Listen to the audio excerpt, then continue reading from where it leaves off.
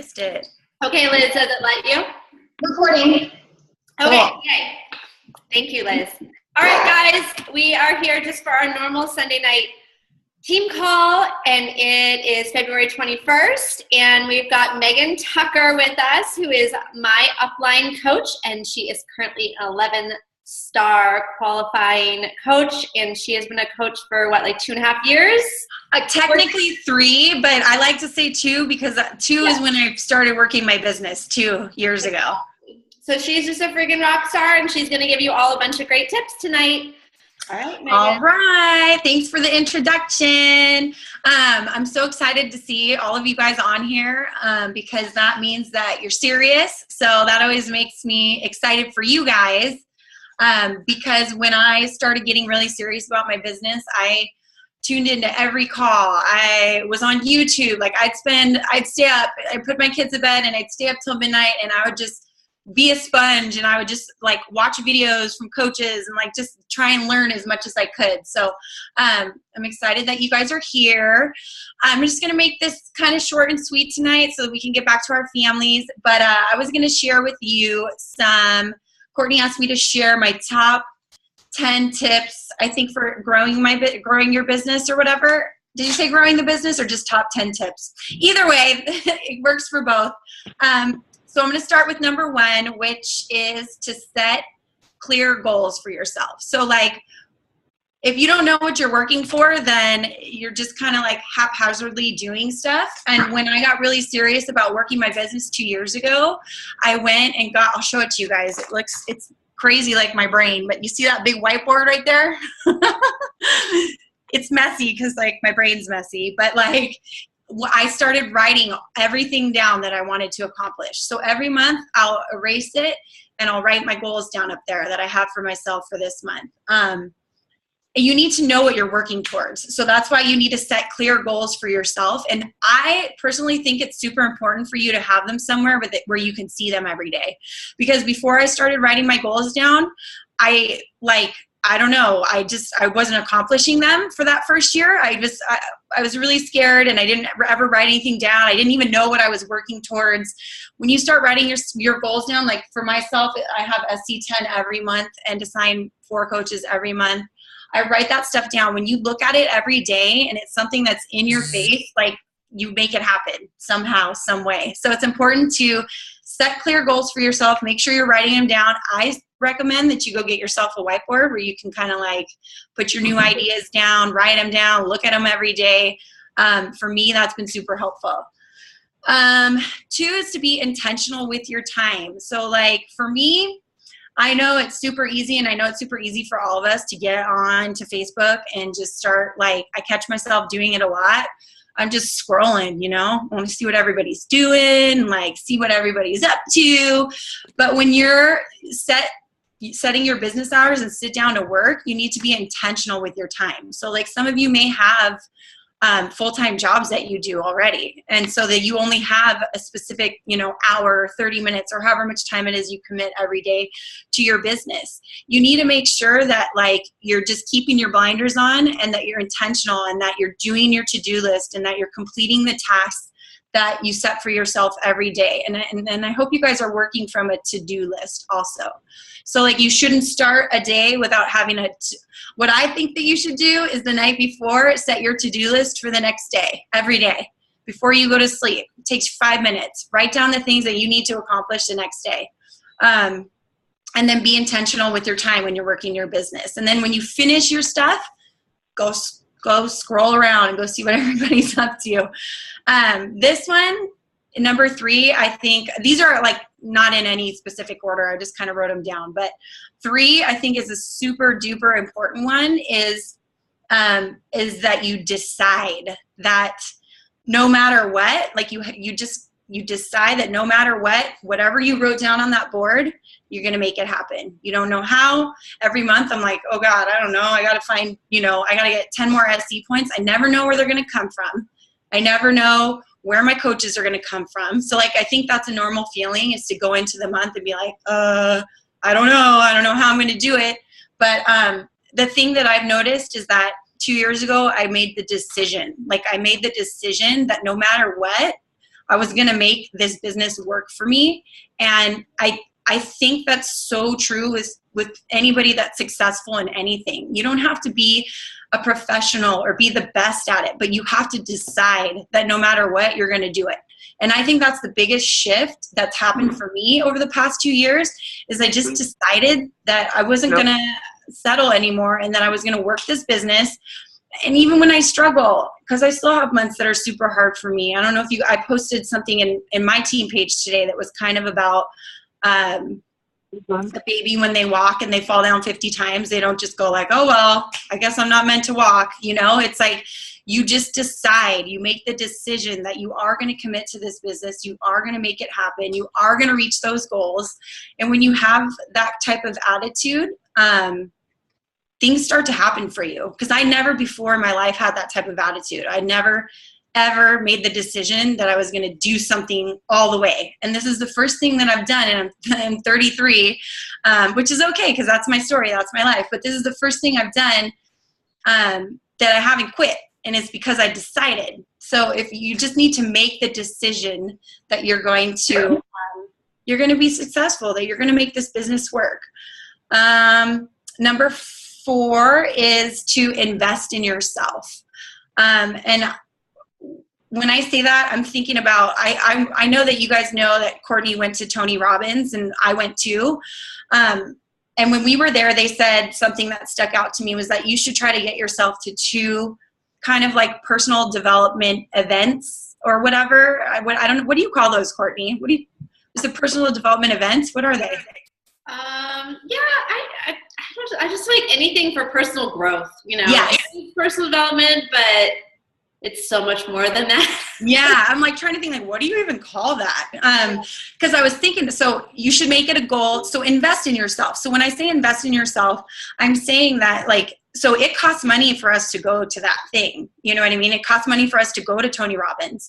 But let me just tell you that of all the coaches that went there, I was just thinking about it when I was writing it down. All of them that went there that invested the money into themselves to go there and learn and grow, they all hit crazy serious goals by the end of last year.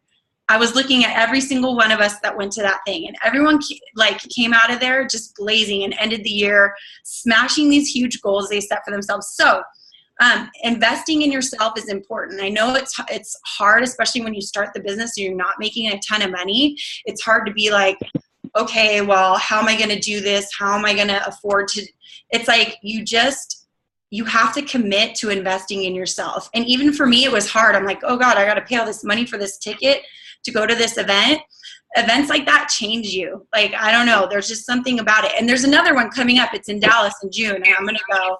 If you guys get a chance, I'll tell you guys about that. I was just making notes so I remember that we can. Yes. So invest in yourself. Get yourself to 2. I just went to an event with one of my coaches that invited me, and it's called the Get Motivated Seminar, and they do them all over the place, and it was actually free. So if you guys look online, they host them all over the country, and I don't know if you guys know who Les Brown is, but he was one of the speakers, and they just it was like a full day of motivational speakers, and it was free.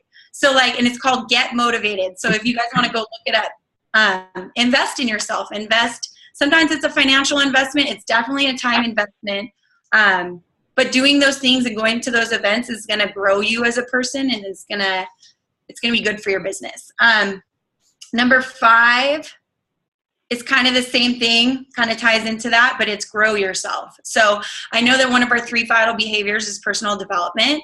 And for me personally, that's been such a huge thing for me. Like over the past 2 years, I've gone through so many different changes in my personal life that it's hard to stay focused sometimes on your business when you have crazy things going on in your personal life. But anyways, growing yourself through personal development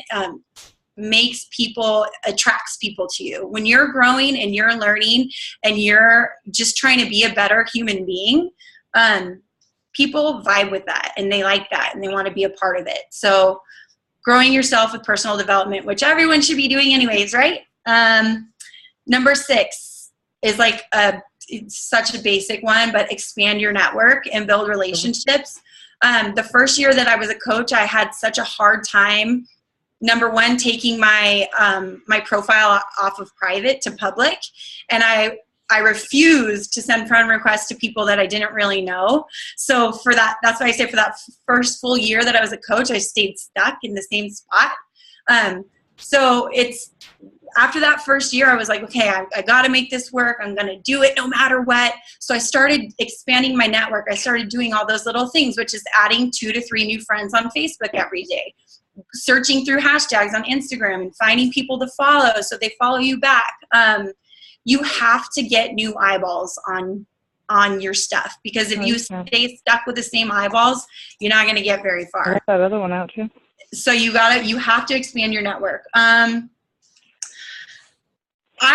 Number 7 is talk about how coaching has impacted you. So like I talk about how coaching has changed my life so much. And I feel like that's the majority of what I talk about now. Like I'll talk about fitness and stuff like that, but the majority of what I talk about is how coaching has changed my life, and how, just basically how it's changed my life, because you have to share the impact that it's had with you with other people, because they're going to see. So like, I can't remember, I was talking to one of my coaches the other day, and she's like, oh, but I'm only making $300 a week. And I'm like, $300 a week? You know how many people would love to be making $300 a week? That's a big deal. A lot of coaches, when they're brand new, they feel like they don't have a lot to show for coaching yet. Because I remember feeling that way. But even if it's just little things like, hey, you know what? I didn't have to be at work today. I got to pick my kids up from school. I got to take my kids to dance class today. I got to be home to put them to bed. I got to pay my car payment this month. That was amazing, because that took a lot of pressure off of our family, or whatever it is. Because if you think about it, coaching has already impacted you in so many different ways. So you just have to start thinking about those ways and sharing them with people. This one, number 8, is don't be a Beachbody salesman. Like this one's such a huge one for me. If you go to my Instagram, if you guys want, if you don't follow me, you can. It's Meghan Tucker Fit. If you go look at my Instagram, in my little description, it doesn't say that I'm a Beachbody coach. It doesn't have my Beachbody website, at the bottom of the link where you can link up a website. And I recommend, because I had my like www.beachbodycoach website up there for like the first year I was a coach. And let me just tell you, no one ever clicked on it to buy something from me. So you guys, I would recommend that you put your Facebook profile link in there so that people can connect with you. That's what you need. You need a connection with people. So,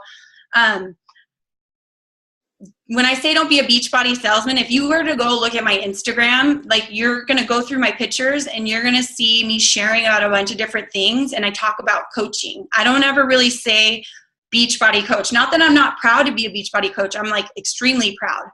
But the majority of what I post, I'm not saying Beachbody this, Shakeology that, Beachbody this, because like nowadays, I don't know about you guys, but I'm like inundated with friggin' direct sales people, which is cool. Like people are being entrepreneurs, but I know like when I see it works people, I'm just like, ugh.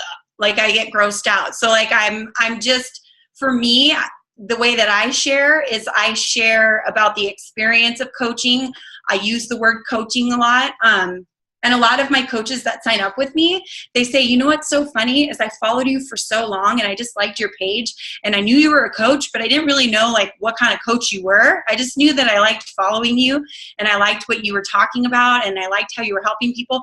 So for me, I don't just like spew Beachbody everything all over people. It's okay to sprinkle it in there, but I think that it's important to just share like in a more organic way, like without necessarily saying, hey, Beachbody this, Beachbody that.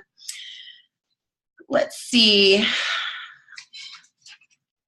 Number 9 is recruit. And that's like such a huge one. If you want to grow your business, you have to recruit. Like that's just the bottom line. So this will go back to number 1 about setting clear goals for yourself. If you are pushing for diamond, you should make it a goal to at least the minimum get 2 new coaches a month, at least. That should be your goal, at the very least. When I started pushing for elite, my minimum goal was to sign 4 new coaches a month. And I still have that as my goal. I could probably raise it up, but it scares me, so I should probably raise it up. But you should at least be signing 2 new coaches a month. If you really want to work the business, set a goal for yourself for 2 new coaches a month, because you're not going to grow your business without recruiting. And if your coaches see you recruiting, they're going to recruit too. So that's just a huge part of our business. You just have to recruit. Number 10 is to be confident in knowing what you have to offer people is a gift, because I have so many of my new coaches that are like, oh, but I just feel like, people are going to think I'm pressuring them, or they think that, I'm just going to want them to buy something from me. And I'm just like, whoa. Because when I first started, I used to feel that way too. I'm like, oh God, people are just going to think I want them to buy something from me. And how am I going to talk to them about this? What you have to offer people is something that's going to change their life. So like, you should be confident in knowing when you're talking to people, you're not bugging them. You're giving them an opportunity and an avenue to change their finances, their health, the way they feel about themselves, their relationships. You're giving them the avenue to change almost every aspect of their life. So be confident in knowing what you're sharing with people is a gift. And don't be scared to talk to people about it. And then I have number 11, a little bonus one, is to show up every day. And this one I'm learning for myself right now, because I have just some personal things that are going on that are pretty tough. And regardless of what's going on in my personal life, I still have to show up every day and work my business, because I have my kids that are counting on me. I have my coaches that are counting on me. And I need this thing to work for me. So I show up every day regardless of what's going on in my personal life. So that would be my 11th one to you, is you show up every day, you complete your to-do list no matter what. And that's it. Do you guys have questions? I can answer questions if anybody has questions. You guys take advantage of having Megan here. Ask her. I have a question, Megan. Yes. Can you talk a little bit about how you grew your business on Instagram and how you're sort of like reaching your cold market? I mean, maybe on Facebook too, but I'm guessing it's more on Instagram, and how you're getting these people to actually approach you and say, hey, I want to be a coach with you. So growing my market on Instagram is honestly, and we all know this, is just through hashtags. But one thing I've learned is your hashtags don't always have to be fit hashtags, or necessarily hashtags that you think. They could be furniture. If you're into furniture, they could be I don't know, something totally random and unrelated to health and fitness. You can hashtag a bunch of stuff, and then you're going to get followers you're going to get followers that way. But the way that I've been building relationships with people on Instagram is really simple. I just go to their page and I go through and I like a couple of their pictures. I leave them a couple comments, and then usually the person will start following me, and then that's pretty much it. I do keep a list of the people that I think would be really good coaches. And then, I'll privately approach them about that. But basically it's just the general hashtags and that's it. Going and commenting on people's stuff. I mean, you guys probably already know that.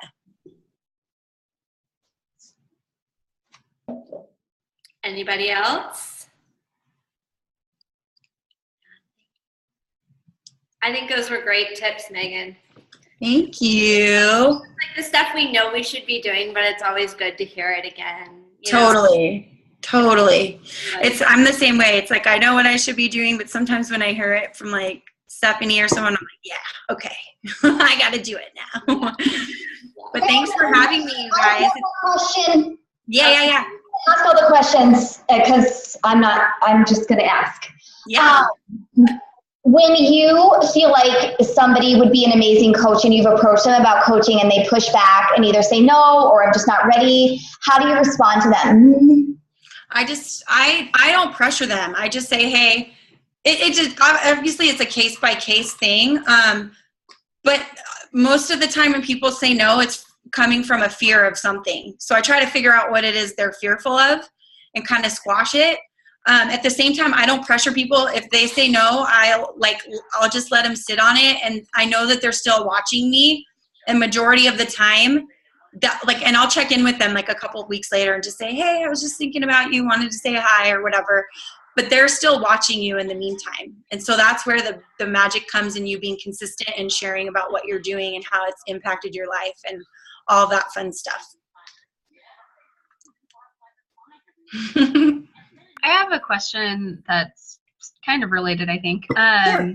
When you run your challenge groups, do you like to limit the number of people, or do you let everyone in, and if there are quiet folks, you just leave them alone? What are your thoughts on that? Yeah, so the way that I run challenge groups now is I don't let anybody in that's not committed with a challenge pack yet. I don't know if you guys do that or not, but for me, it's all of my either existing customers who have a program and are doing a program, or it's combined with my new customers who have committed. Because to me, it's kind of like I want everybody in the group, using our programs, because some people are going to get amazing results and other people are lost because they don't have a meal plan or they don't have a workout program. But when I first was working my business, I used to just have people, if they didn't want to commit to a challenge pack yet, I would just make them go register me as their free coach. If people aren't posting in your challenge group, what I usually do is I reach out through like a personal message and just say, hey, I saw, or I haven't seen you posting in our group. I just wanted to check in with you, make sure everything was okay, see how you were doing, if you needed help with anything, and shoot them a message. But sometimes people respond and sometimes they don't. Groups are not for everybody, and you know what I mean? So it's okay. Did that answer your question? Yeah, totally. And I like the idea of still having them go register register you as their free coach. Oh yeah. I think that's a simple one that a lot of new coaches, we forget, is like, for surely if they don't purchase something from you, they need to go register you as their free coach. And the way I would let people know is, hey, it's totally cool if you want to do the group and they're not ready to purchase. The only requirement I have is that you go register me as your free coach. And people are cool with that. I used to say to them too, I'd say, and once you've done it, shoot me an email and then or message, and then I'll add you. So they know it's not going to be added until they do it. You can see them in your customer list, but you don't want to just keep going and checking. So once they say, yeah, I'll do it, then they get added, then they get all of the work that you've created with the meal plans and everything. So totally. That's huge, because sometimes they'll just go on and order a program, you guys, and if they're not registered with you, then you're never going to know. Yeah. Or from Amazon. Right. Well, anybody that you're talking to, you can always give them the option, because with that free account, they get like recipes, and there's features on the free, Beachbody account that they can utilize. So it's a good perk. Yeah. Yeah. Make sure they're at least doing that. That should be your only requirement. If you have any requirements, that should be your only one. Anybody else? I do. My internet's cutting out though. Can you guys hear me? I can hear you. Okay. So you were talking about that first year as a coach. So if you could go back and change one thing within that first year to do differently, what would you do?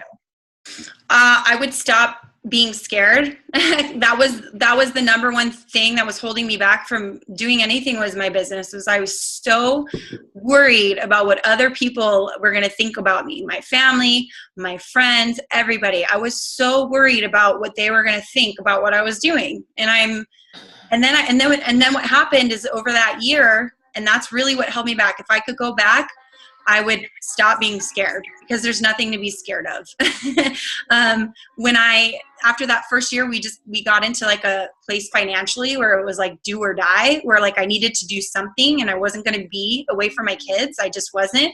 So I was like, okay, I have the opportunity to do this coaching thing, and I decided I was going to do it no matter what.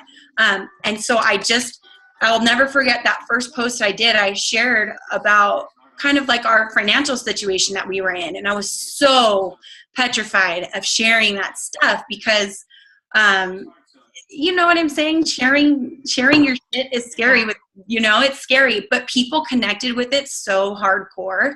So it's so important to not be scared about sharing. the thing is that all of us have stuff in our life that's happening that's hard. Every single one of us on this call has something going on in their life that's hard for them. And then when you can share about, just most of us don't share about it. You know what I mean? When you can share about the things that are hard, people connect with you because everyone's going through something. So if you can be open and share, do it. That's my recommendation to you. That was the thing that held me back for a year, is fear. And then I didn't have a choice. So I had to drop the fear. I didn't have a choice. I had to do it no matter what. So I stopped being scared and I just went for it. Okay, thanks. I have a question. Yeah. So what advice do you have to kind of motivate the coaches that are under you? Like right now, I have some coaches who are, new and getting started, and I'm reading, all these leadership books and things like that. I just want to do the best that I can do to kind of guide them. And I know that I've got good role models of all you girls that I follow, and I try and mimic what you guys are doing. Yeah. Like, do you have a number one tip or something? What I think is super important is to find out each of your coaches' why. So like somebody shared this, which I wanted to start doing with all my coaches, is have your coaches take is it the jewel test? Where you're like a ruby, a sapphire? Yeah, find out what color they are. Yeah, find out what jewel. And then there's also, you can find out their love language. And I was going to post it in my PS coaches group, but there's a love language. So one, what type of personality they have, what motivates them. And then when you find out their why, why they're doing this. So when they feel like giving up, because all of us get to that point where we feel like, gosh, this is really hard. I don't know if this is for me.